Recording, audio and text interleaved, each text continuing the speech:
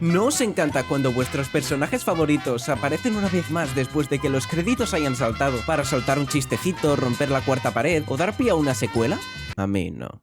Yo estoy cansado de las escenas postcréditos.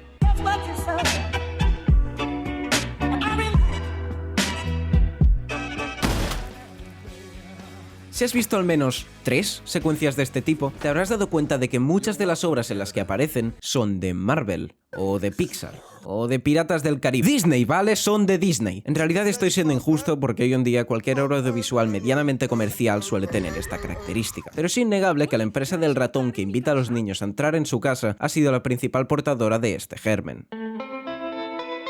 ¿Y por qué? ¿Por qué Disney está tan empeñado en poner estas escenas en todas y cada una de sus películas? ¿Por qué el merchandising en Disneyland es tan puto caro? ¿Por qué son tan idiotas como para intentar registrar el Día de los Muertos? La respuesta, respecto a lo de las escenas postcréditos, está en 2 palabras. Son gilipollas. No. Universos cinematográficos. Este tipo de escenas existen desde el 66 con la película Los Silenciadores, o eso dicen mis 5 minutos en Wikipedia. Pero fue desde principios de los 2000, con sagas como Los Piratas del Caribe o el recién inaugurado UCM, que se popularizó esta particularidad hasta volverse la norma, llegando al punto en que se da por sentado que una peli va a tener postcréditos si forma parte de una franquicia. A no ser que seas Madame Web y seas tan mala que nadie quiera sufrirte ni un minuto más. Pero un momento, Michael, demos un paso atrás. ¿Por qué no te gustan las escenas postcréditos? Bueno, el asunto tiene matices, si no este vídeo duraría bastante menos, pero lo podría resumir en una frase. Las escenas postcréditos representan todo lo malo de esta industria, salvo que las entradas estén tocadas. Y sé que estoy pareciendo bastante dramático y habréis leído el título del vídeo y estaréis pensando que igual estoy siendo un poco catastrofista. Y es cierto, todo sea por las visitas, pero sinceramente me siento más como un abuelo que no se adapta a las últimas tendencias. En mis tiempos, las escenas... ¿Cómo lo llamabais los jóvenes? ¿Postcréditos?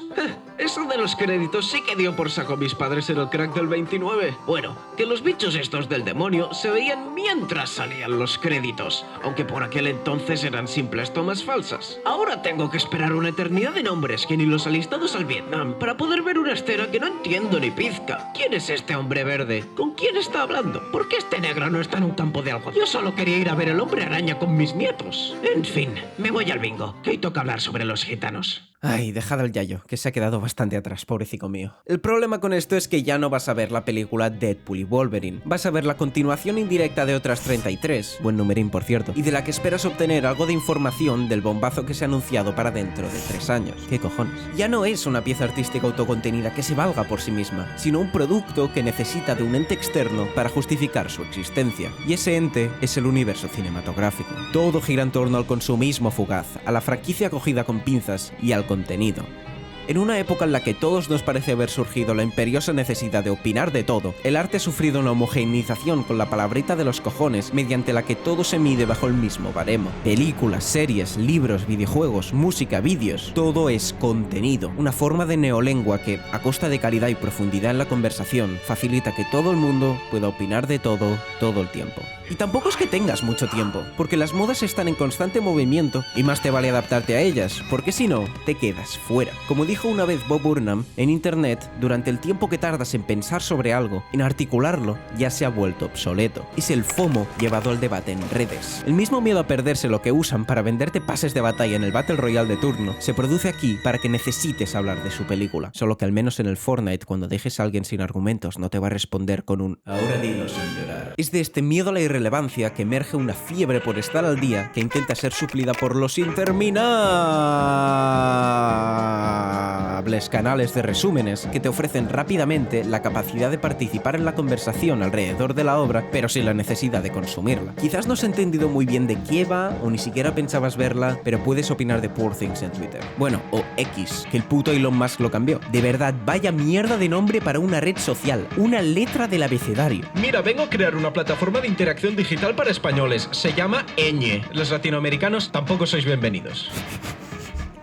¿Qué estoy haciendo con mi vida, tío? Es irónico, porque a pesar de que todo el mundo quiera opinar, quiero decir, solo hace falta ver mi canal, cuesta encontrar juicios divergentes del es bueno o es malo. En algún momento quiero hacer un vídeo sobre la polarización de las opiniones, de cómo nuestras discusiones en la red se han vuelto un posicionamiento de bandos en el que estás con nosotros o contra nosotros. Una elección binaria en la que o te encanta u odias. La pizza con piña. Pero donde ahora quiero focalizar la atención es en un hospital. Parece no tener nada que ver, pero si os fijáis encontraremos algo familiar.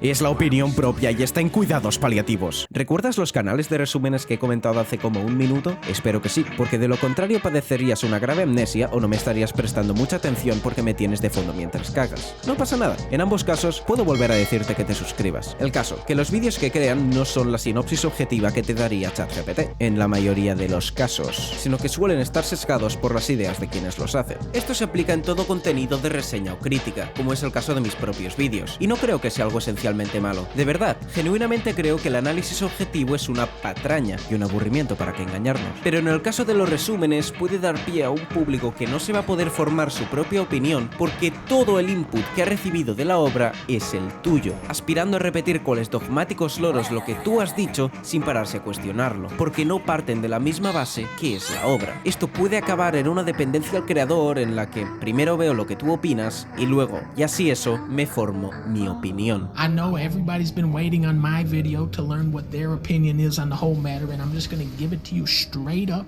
no funniness involved. Y con esto no busco desmerecer el trabajo de estos canales, solo vengo a decir que el que cierto tipo de vídeos tengan tanta repercusión dice algo, tanto de cómo se hacen las películas ahora como de quienes las consumimos. En cuanto a lo primero, podría hablar de cómo hay películas que se han hecho con internet en mente, como es el caso de Saltburn, que no es una mala película, pero se nota que busca la viralidad y la polémica en redes con ciertas escenas. ¡Pero no los sorbas, hijo de puta! También podría hablar de cómo hay obras que nacen de algoritmos en lugar de una visión artística, como es el caso de House of Cards, que será todo lo buena que quieras, y David Fincher es mi puto padre, pero si existe es porque un análisis de Big Data decretó que una serie de su perfil sería un éxito entre los usuarios de Netflix. Merluzo cubre esta historia más detalladamente en el vídeo que os dejo en la descripción y en su libro, lo veréis referenciado más adelante. Y si bien todo este es un tema muy interesante, lo es para otro día. Mi tiempo es limitado y no puedo hacer como Dayo, de no colgar nada en medio año y un día spawnear con un vídeo de 3 horas, así que vamos a la parte que más me concierne ahora. Nosotros, los consumidores. Es curioso, porque la mera existencia de unos segundos de metraje adicional nos ha cambiado el mindset en la sala de cine. No nos mueve solo el gusto del contenido extra, es el gusto narcisista de estar en el ajo, de saber qué se cuece, la superioridad.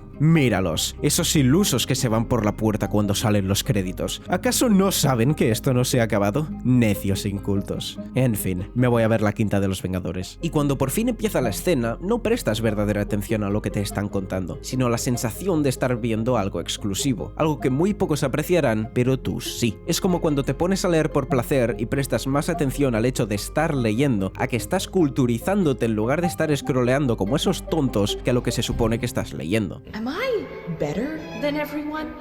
Am I an intellectual?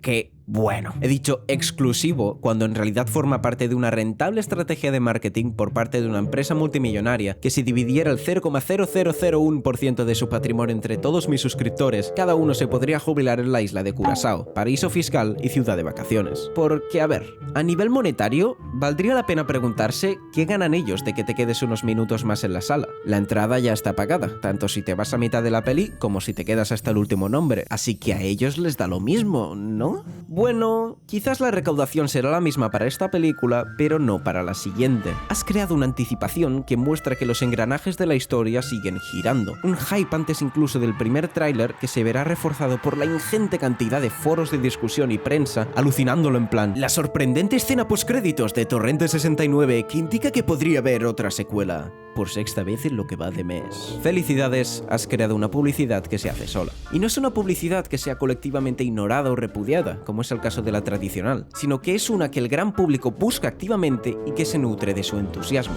Si suena jodidamente perverso, es porque lo es. Esto es el pan de cada día de las relaciones públicas. Una escena postcréditos es una apuesta a futuro, el primer paso de la siguiente campaña de marketing para la siguiente película, porque las trivialidades de hoy son los beneficios del mañana, porque de eso se trata todo, de beneficio. Porque si algo os puedo asegurar es que ninguno de estos estudios crea contenido extra por amor al arte y a sus fans, o porque quieren que te quedes a ver la gente que ha puesto su empeño en este proyecto. Mirad, si alguien presta atención a los nombres es para buscar el suyo. Michael! El único objetivo que tienen estas empresas es el chiclín chiclín. El único. Os lo repito por si hoy estáis espesitos. Mirad, yo entiendo que vivimos en un contexto capitalista, al menos la gente a la que llegará este vídeo, y que una empresa quiera expandirse y hacer dinero es de lo más lógico. El problema entra cuando se trata de hacer dinero a costa de lo que en un pasado les hizo grandes, como son las propiedades intelectuales que ahora explotan. Yo ya he llegado a un punto en el que me cuesta disfrutar de un producto decente que venga de estos, porque a la mínima que segrego algo de dopamina viendo Inside Out 2, me viene a la cabeza el poco respeto que tienen por sus franquicias y como que me dan ganas de prenderle fuego a oficinas. Y a pesar de esto, no puedo odiarlas del todo, a las escenas postcréditos, quiero decir, a las empresas que las forman. En cierto modo, han animado a la gente a ir al cine, aunque sea para ver el blockbuster de turno. Porque sí, tú en tu casa, desde la comodidad de una persona que paga por Disney Plus, puedes saltarte los créditos sin mayor consecuencia y ver directamente la escena. Pero es esa expectación de un par de minutos la que luego te genera ese verdadero sentimiento de exclusividad y que puede ser más intenso que cualquiera que hayas vivido durante toda la película. Porque aquí hay un nuevo factor. Tú, quizás te estás meando desde hace media hora, pero igual si vas al baño, te la pierdes. Tú decides, ¿vas a echar raíces en la butaca y que pase lo que tenga que pasar? ¿O vas a jugártela y levantarte? ¿Vas a ser el único pringado de tu grupo de amigos que se ha quedado sin verla porque tienes la vejiga demasiado pequeña? Desde luego, hay cosas en juego. Sobre todo si hacen la guarrada de meter información no añadida, sino crucial para la trama en una de estas escenas de mierda. Vale. Ya me calmo. En cierto modo, entiendo a quienes les gustan estas secuencias. Ese misticismo alrededor de lo que está por venir. El ir cogiendo trocitos de información que te vienen en cuentagotas para crearte una idea de qué está pasando en realidad. Todo con ese sentimiento de comunidad, de hacer teorías y debates nacidos del amor colectivo hacia una obra. En cierto modo, es como Dark Souls.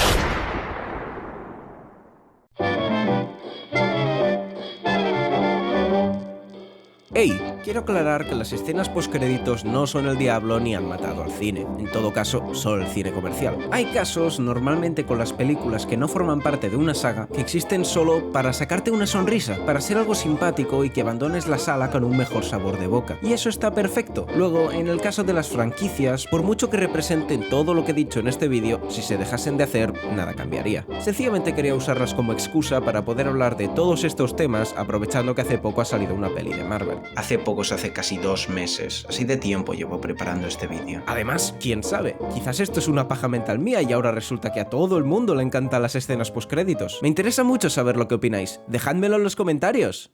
Ya sabéis, para que el algoritmo distribuya más el vídeo y tal. Podríais hacerlo, porfa.